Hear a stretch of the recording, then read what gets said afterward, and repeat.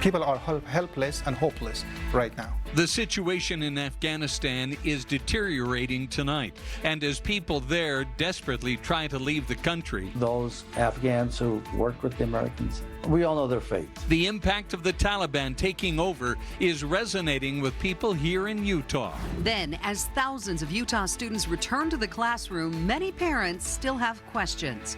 Now at 9, COVID-19 protocols, plus how schools are dealing with our smoky, dangerous air. Smoky sky here across the state today. So coming up, your air quality forecast and then major changes. I'm tracking some very strong storms and even a chance for snow. I'll let you know where. She found herself caught in an alligator's death roll. She was just very scared. Tonight, what this professional handler says about the attack. I cannot express enough gratitude. And the visitors who jumped in to save her life. Live from Utah's news leader, Fox 13 News at 9, starts right now. I cannot and will not ask our troops to fight on endlessly in another country's civil war. President Joe Biden is defending his decision to withdraw U.S. troops from Afghanistan as the Taliban takeover incites fear and spawns chaos in that country. Good evening, everyone. I'm Bob Evans. Thanks for joining us. I'm Amy Ney, in for Kelly Chapman tonight. The president placing blame on the Taliban's rise in Afghanistan on Afghan military leaders. The president addressed the world today, saying the way to improve relationships with other countries is through diplomacy. The president and other top U.S. officials have been stunned by the pace of the Taliban's swift rise to power. The truth is, this did unfold more quickly than we had anticipated. Military officials are now focusing on getting thousands of U.S. citizens and Afghan allies out of the country. U.S. military flights to Kabul started back up tonight after being suspended for several hours because of safety risks. The bulk of 6,000 American troops are set to arrive in the coming days. Meantime, the Taliban takeover of Afghanistan is being felt right here in Utah. Fox 13's Brian Schnee joining us live now from the state capitol tonight after speaking with people here who have close ties to the war-torn country. Brian. Bob and Amy, good evening. Wanted to share a few different local perspectives with you tonight. With those most recent images coming out of Kabul International Airport, both people we spoke with agree that the situation in Afghanistan is most likely to get much, much worse. My 2 brothers and 3 sisters lived in Afghanistan. For weeks, Shabir Baher has been getting messages from his family and friends who live in Afghanistan. People are helpless and hopeless right now.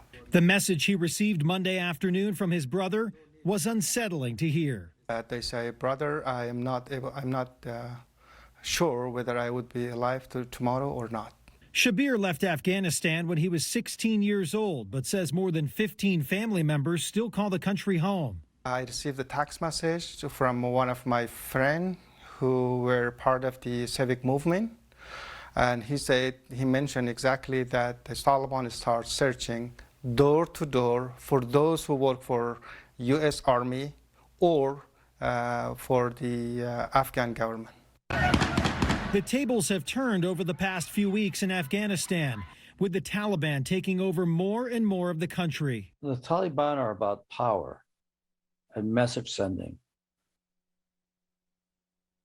and ruthlessness. Joining us virtually from Jerusalem on Monday, Professor Amos Giora has been studying extremism, national security, and religion for years, specifically in the Middle East. He believes it was the right decision to remove U.S. troops, but says it wasn't done the right way.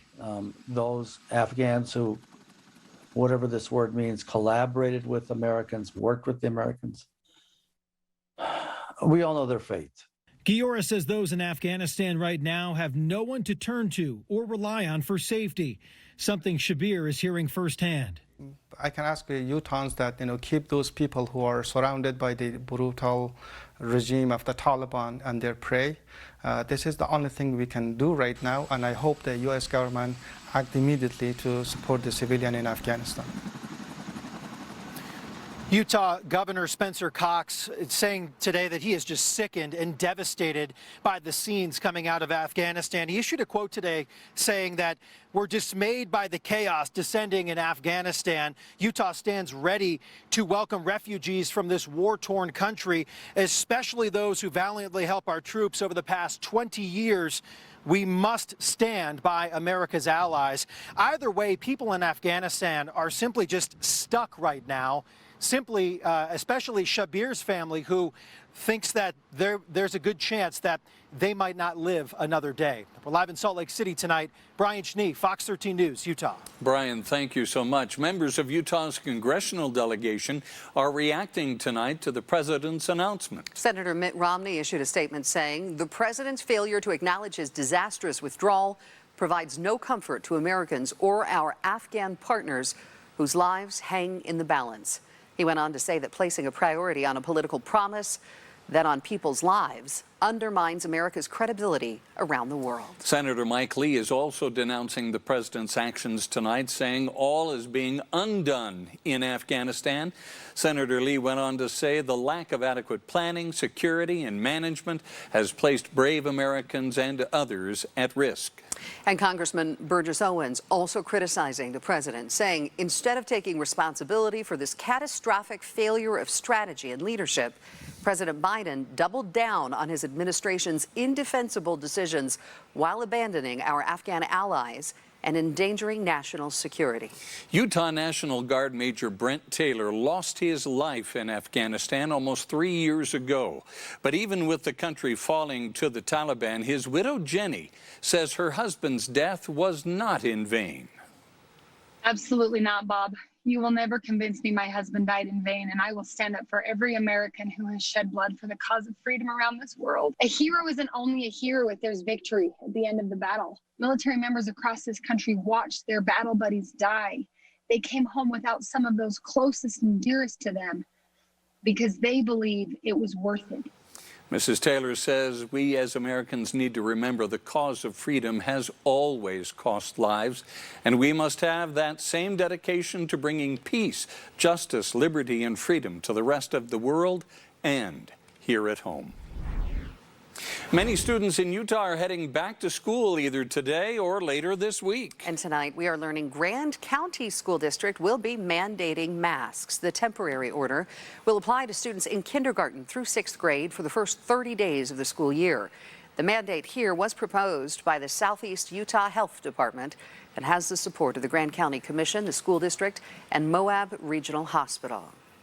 It is back to school week for some of the state's largest school districts. Today, I was in Springville at the brand new Spring Canyon Middle School, getting a tour of the state-of-the-art facilities and learning more about some of the measures in place there and their COVID protocols, what parents can expect. Guidelines determined by the Utah County Health Department when it comes to quarantines and contact tracing. Bottom line, in the Nebo district, Community Relations Director Lana Hiskey tells me their goal is to get every child in the classroom for in-person learning at school every day. We know that children do best when they're here with their peers. You know, one thing we learned last year was our teachers were so resilient as well as our students, and our teachers really did rise up to the occasion. Now, remote learning is an option in this district if someone is concerned about sending their student to class. She also said masks and vaccinations are not mandated, but there are encouraged the vaccinations for those who are eligible. Classes begin in the Nebo School District on Wednesday. Today at Altera Elementary in the Canyons District, students, teachers, and staff all took part in back-to-school activities. And after everything that has happened with COVID, now they're dealing with smoky air. We're finally back together. They can go outside and play and be kids because we do still have them kind of locked down in seating charts at the building. But with this air quality, they can't go outside. We keep them inside when it's orange and red. And so we'll have some fun indoor games, and it might be a good way to orient to their new classroom. Educators will keep a very close eye on the weather in the coming days to see whether the smoke finally does clear and allows students to go back outside for recess. Oh, we hope for the air to clear. You know, I had a few butterflies going back into the classroom today. It was fun. I don't know. I had the feeling, I had that nervousness about, will I remember my locker combination? You know, all those feelings. And do you remember your locker combination? I think I remember my last one all these years later. Wow, that's impressive. You know, we had the smoky sky today, as they were saying in that story. So people who are walking their kids to school, unfortunately, wasn't the best. So looking at this, it's moderate still here across the state. So our thickest smoke is Elko and further north up towards Pocatello, and then over towards Lander up into Wyoming. But satellite and radar here across Utah, we have mostly clear sky for Salt Lake City today. It was just hard to tell because it was so smoky. When you first wake up, Salt Lake City at 6 a.m., 74 degrees. Provo at 6 a.m., 65 degrees. 73 degrees first thing tomorrow morning in Ogden, 79 in St. George. Top weather headlines, smoky sky from the western wildfires. Big changes arriving tomorrow through Thursday. And then we'll have some strong storms, fire warnings. We also have flash flood watches and even a chance for snow. I'll let you know where coming up. Coming up on Fox 13 News at 9. Hey, we got trouble in here. A frantic call for help after a woman is attacked by an alligator. The fact that they were willing to jump in there of their own volition was that's courage. Hear from the victim and the man who saved her life as they remember the horrifying encounter. A high-paid executive at the University of Utah is giving up his six-figure salary because of a Fox 13 investigation. The Utes made the AP Top 25 poll. Hear from quarterback Charlie Brewer on how he feels on their preseason ranking. We both knew she was in trouble. A Utah woman in the hospital tonight after an alligator bit her hand and arm. But boy, this could have been worse. She was working as a handler at Scales and Tails in West Valley City. The terrifying experience, as you just saw, was caught on camera. Fox 13's Haley Higgins joins us live tonight. Haley, how is that handler doing tonight? Yeah, well, Lindsay Bull is in the hospital tonight. She has severe cuts and broken bones on her arm and on her hand. But she says it could have been a whole lot worse if it wasn't for the quick action from two guests who were there on Saturday. It definitely was horrific. At a private birthday party on Saturday, Lindsay Bull feeds an 8.5-foot alligator. A normal training routine, something that I've done a bunch of different times. The alligator, named Darth Gator, gets pushy, Lindsay says, coming up to the door and fails to respond to her commands. The handler of nearly 4 years pushes him back with her left hand. And he grabbed it, and at that point, I kind of, knew that it was serious. The alligator bites down even harder. You have two choices. You either stay out and he's going to rip your arm off, or you go in and there's a chance that you can keep it. Lindsay crawls inside, wrapping herself around the alligator when it rolls. When it rolled her, she was just very scared. I've never seen that on a human. Guest Donnie Weissman instinctively jumps inside to help. The Kaysville man crawls on top, holding down the alligator. He prevents it from rolling a second time. The fact that they were willing to jump in there of their own volition was that's courage. That's courage. Eventually, the alligator lets go, and Lindsay is pulled out, leaving Donnie alone. I was waiting for him to stop shaking me. And then when I felt comfortable, I was thinking to myself, like, hey, you can't slip. You can't slip. This is his world. Despite her injuries, Lindsay coaches Donnie to safely get off the alligator. He shows the scrapes from the reptile's back. I cannot express enough gratitude. It's still hard to see. Scales and Tails owner Shane Richens credits Donnie for saving Lindsay and says the story could have easily turned deadly. After Lindsay makes a full recovery, she plans to continue working. No way. I love Darth Gator. I'll be back there as soon as I can. Now, Donnie says his only regret is that he wishes he had gone inside the enclosure sooner.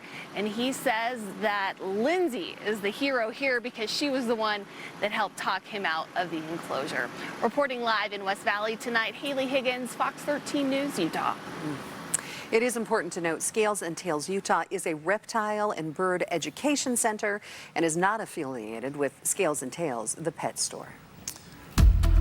Well, I'll tell you what, how frightening to have that kind of a thing happen right in front of you. And we don't see those kind of attacks on camera very often. So many things kind of made that the perfect storm, with her being able to get out, the people that jumped in right there, the fact that it was on camera. That's one of the craziest videos I have seen in an extremely long time. Glad she's going to be okay. Yeah. Speaking of storms, we could use one right about now. Well, we've got one headed our way. So let's go ahead and start with our air quality, because that's what's been top of mind the last few days. So right now, Logan, Ogden, and Layton, our air quality is about orange to red, leaning towards orange, and that means unhealthy for sensitive groups. It's a little bit better than it was earlier this morning here across the Salt Lake Valley. You can see into Midvale over towards West Valley. We'll continue with that orange air quality, even up into Park City and Heber, orange air. Lehigh, Provo, Orem, Spanish Fork, Payson, all orange air, even orange air down into southwestern and central Utah. For tomorrow, we'll have additional fire concerns. So I want to quickly get to this fire outlook, because come tomorrow, we have an elevated fire risk from Beaver all the way up into Idaho and Wyoming, and then over towards Wendover, Elko, and Ely into central Nevada. Critical fire weather for tomorrow. Had a few isolated showers down towards the Four Corners, but talking about the Wasatch Front, what we can expect, had hazy sunshine today. It was probably hard to tell that it was sunny because it was so hazy. Few clouds up near I-84 right now at the Idaho border. Some spotty light rain showers in northwestern Utah, but the biggest story for tomorrow for northern Utah will be a red flag warning in effect until 9 p.m. and a flash flood watch will be issued for central and southern Utah until midnight tomorrow night. However, I think there's a chance that's extended, and I'm not going to be surprised if we don't see a lot of flash flood warnings popping up tomorrow. So tomorrow, please be weather aware, especially into Wednesday and Thursday. For central and southern Utah, even northern Utah could get some strong storms tomorrow. So tomorrow we're going to have a pretty mild start to the day. Still some patchy smoke. You're not going to wake up tomorrow and it's going to be perfectly clear. We'll have partly cloudy sky, areas of smoke, and by 10 a.m. into the 80s. For our storm threat tomorrow, we've got thunderstorms possible across the entire state, but that darker green that you're seeing, that's a level 1, marginal risk for severe weather tomorrow. Now, with the storms that develop, this will include the Salt Lake Valley all the way down into southern Utah, including St. George, into northern Arizona. Larger hail possible, damaging wind possible, and areas of heavy rainfall. So the excessive rain outlook for tomorrow, you'll notice we've got a bullseye here across the state. The areas of yellow, a slight risk, including from I-80. So recent burn scars, heavy rainfall, not a good mix, debris flow possible. So we need to stay weather aware tomorrow. We're going to have a slight risk for areas of heavy rainfall from I-80 all the way down towards Cedar City into northeastern Washington County. So tomorrow, stay weather aware. Best chance for storms to develop will be during the second half of the day. By 3:30 p.m. doesn't look like a whole lot, but check out what happens heading into the overnight hours. 1:30 in the morning, central Utah just getting hammered with a lot of rain, potentially into Wednesday morning. That will continue at times moving up towards the northeast through Wednesday early morning, and then we'll have more chances for rain heading into Thursday. And then we'll have our temperatures really cooling down. So tomorrow's going to be another hot day. 90s here across the state, 93 for Salt Lake, mid to upper 80s in Provo. St. George, you're close to 100 degrees tomorrow. Then check out your cool down. It's close to 90 for Wednesday, Thursday, and Friday. Then mid 90s starting on Saturday. For Salt Lake City, mid 90s tomorrow. About 70 degrees for Wednesday, Thursday, close to 80 by Friday. Warming up this weekend. Let's talk more about your smoky sky forecast later in the hour. Still ahead, new details tonight on the changes to the Angels Landing Trail at Zion National Park and who will be able to hike there going forward. See how the park will choose who gets to hike the entire trail. Thanks so much for joining us tonight. You might still be able to hike to Angels Landing, even if you don't plan months in advance. Staff at Zion National Park, speaking to reporters today, they said that when a lottery does begin in 2022, there will still be a block of permits available for next day hiking up to Angels Landing. Our goal of doing this is that we will be improving that visitor experience specifically on that half-mile chain section, that if visitors will have an experience that is less congested. Having it on a reservation system will allow us to improve a little bit of safety messaging as people are going online to get their permit. We will have those safety messages and a little bit more information about it so that people understand what they're getting into. Park staff say they are still determining how many people will be allowed to hike Angel's Landing, a popular trail. The lottery will open in January for dates in March through May. Today, detectives and investigators from around the state brushed up on their skills on serving survivors of sexual assault. The Dixie State University Police Department hosted a sexual assault investigation course for officers this morning. Dixie State's police chief says when they announced the course, it was filled to capacity within a day. This course helps us to best understand that there's no exact correct way that a survivor of sexual assault reports what occurred to them. It goes into the science behind the response of survivors of sexual assault. It goes into how we best approach and address an investigation to help them. If you have been a victim of sexual harassment or assault, there are resources to help you. The Utah Coalition Against Sexual Assault has a mobile app and 24-hour crisis line. And RAIN, the nation's largest anti-sexual violence organization, has chat and phone hotlines open 24/7. To learn more, go to fox13now.com. Coming up after the break. A Fox 13 investigation is leading to big changes at the University of Utah. We'll show you why else the mastermind says he is leaving his job. Many people are finally returning home after evacuation orders because of this fire. It's within a mile, so it's close. But not everyone is safe just yet. I've seen multiple patients come in, asthmatics, patients who have COPD. Plus, we go in depth on what all this smoky air is doing to our health. Utah football team captain Nick Ford tells me why he plays the game. Coming up in sports.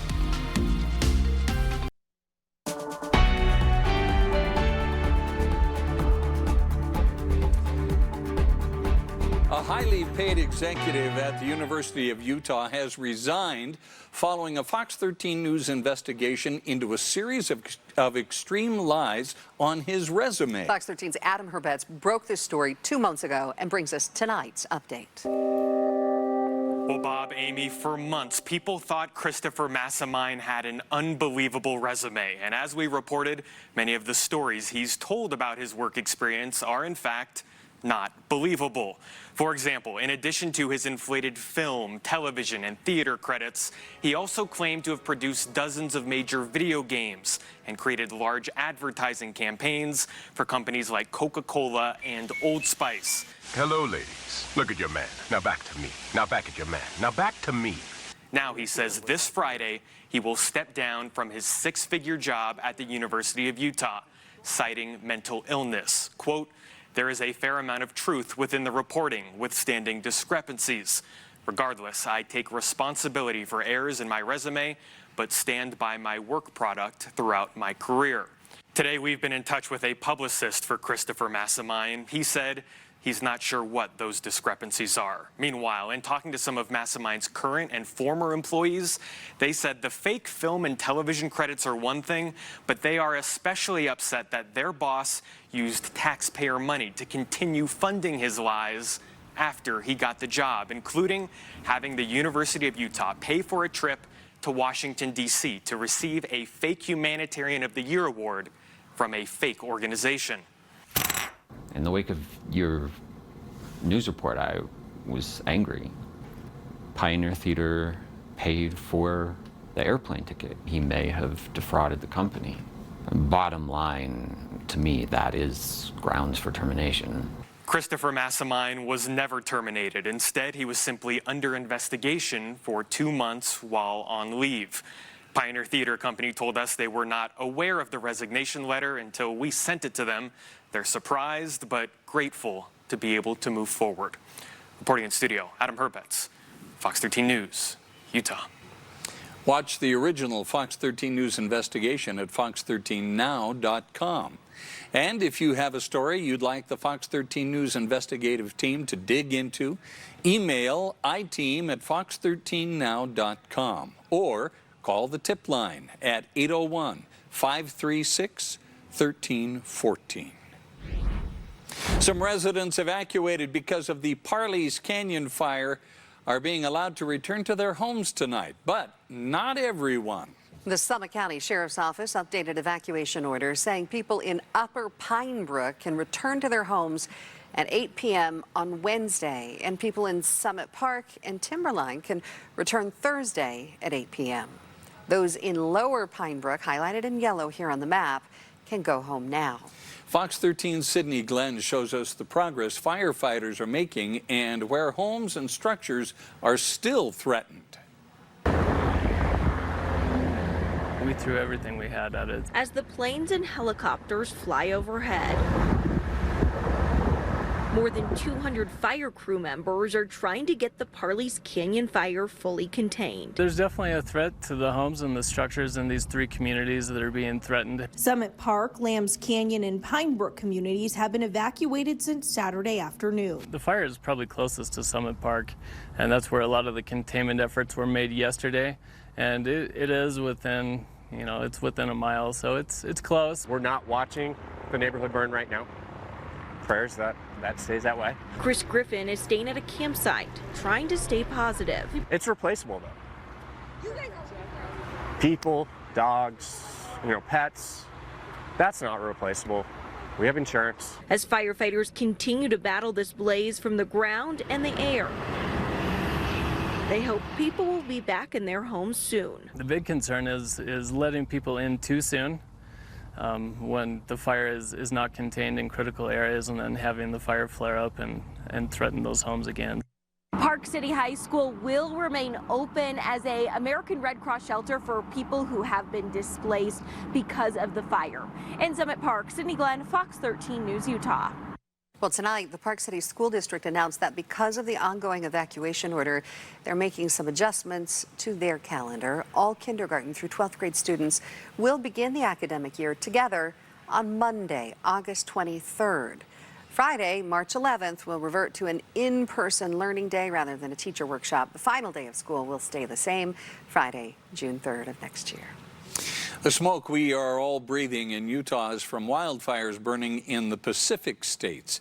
That airborne river of toxic particulates sent air quality readings spiking again this weekend. Fox 13's Max Roth takes an in-depth look at what the smoke is doing to our health. There's no question it's having an impact. I'm sure a lot of our viewers are feeling it. That's why we talked to Dr. Robert Simmons this afternoon. He worked the ER at Ogden Regional Medical Center through the weekend and today. I've seen multiple patients come in, asthmatics, patients who have COPD, patients who have underlying lung disease, heart disease, feeling like the air has definitely affected how they're breathing and how they're feeling. National weather satellites show the source, monster fires in California and Oregon, sending toxic particulate clouds east. The U.S. government's wildland fire site, Air Now, shows layers of data. You can see where the fires are, and then see where the smoke is going, and then see what that means for what we're breathing in Utah. For now, the Wasatch Front has the biggest population that's getting hit so directly. Dr. Simmons says watch for symptoms.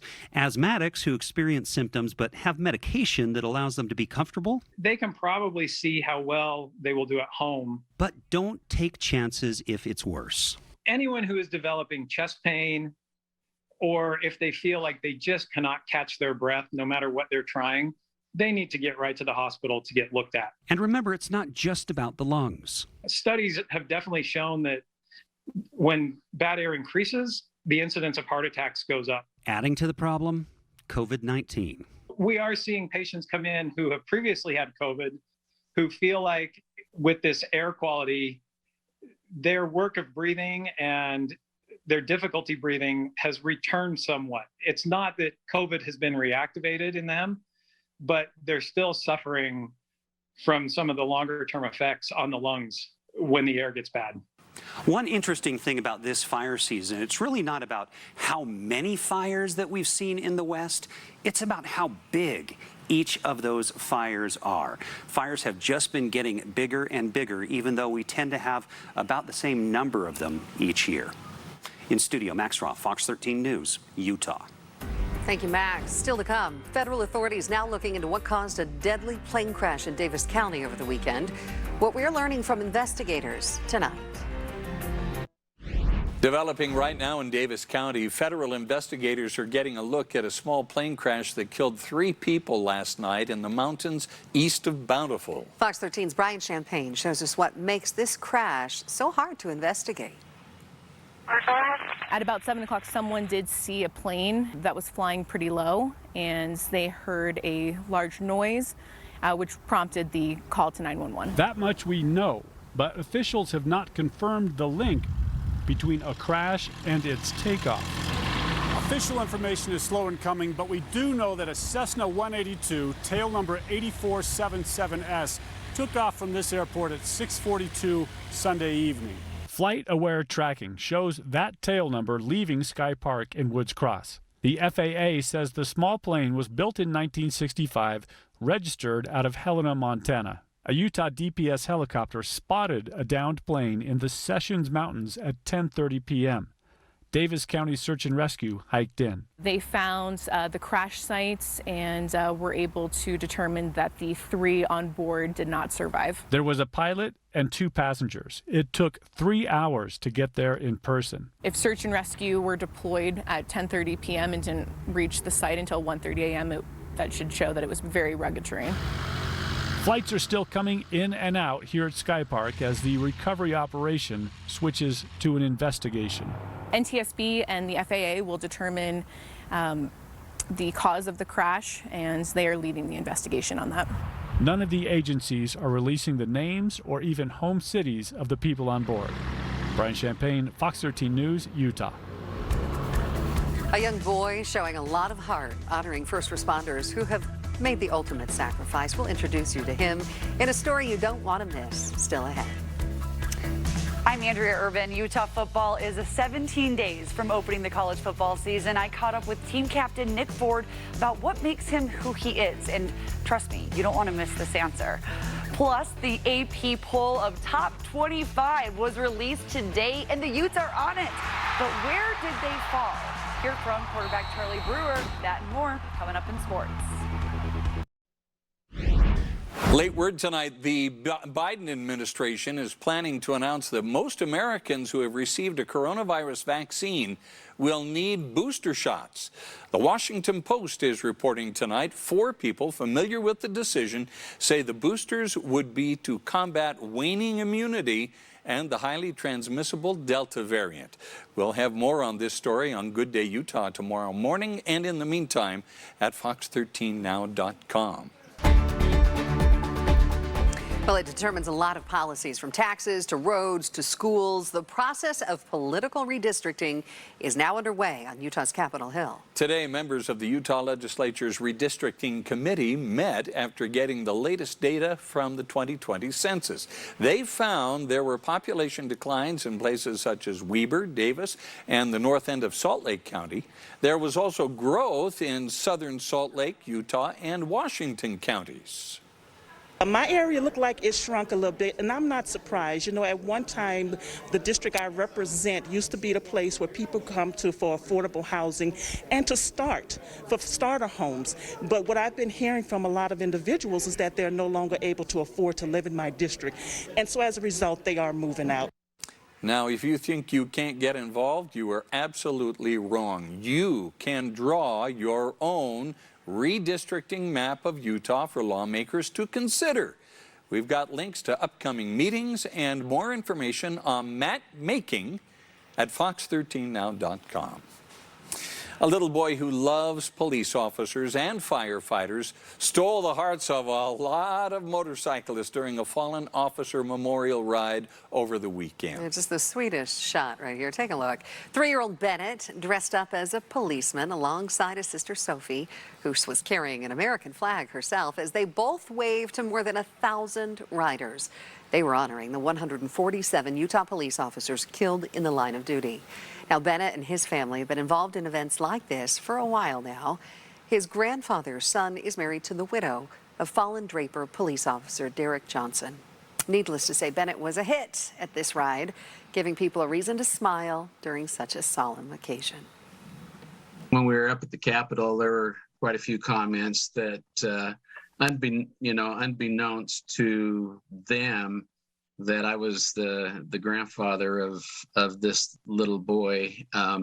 People were making comments, oh my gosh, did you see that little man dressed in a police uniform and his sister waving the flag? That just brought tears to our eyes.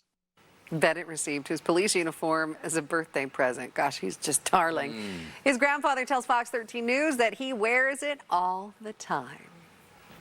Well, I'll tell you what, that little Bennett sure expresses the feelings of a lot of Utahns out there supporting the police. Absolutely. All right, Allison, I wish we had some great news when it comes to the weather. That smoke was hard to take today. No, you know what? I think it might get worse before it gets better for some people. So I want to show you the setup for the next couple of days because we're going to see an improvement overnight for southwestern Utah. So the areas of blue, that's better air. It's more of a haze as opposed to a thick, heavy smoke. So tomorrow morning at 8 a.m., the northern third of Utah will have our heaviest and thickest smoke from about Nephi up into Idaho and Wyoming, but still the worst smoke will be into western Nevada. By tomorrow afternoon, we've got an approaching front. So here's what you need to know. Ahead of that front, we've got cleaner air coming in from the south and southwest. Behind that front, though, we're going to have this wind picking up out of the northwest. And so I think that behind this front, as it moves through, especially through Nevada, we're going to see thicker smoke moving through. So if you're in one of our more rural counties out into eastern Nevada, that's where we do have some thicker smoke in the forecast for you come Wednesday morning as that front rolls through and that wind shifts out of the northwest. But Utah should mostly see better air, at least a little bit better come Wednesday. It's not going to be as bad as it was this morning. It's actually a little bit better right now compared to where it was earlier today. So if you wanted to get out and go for an evening walk, you've got some better air to do so.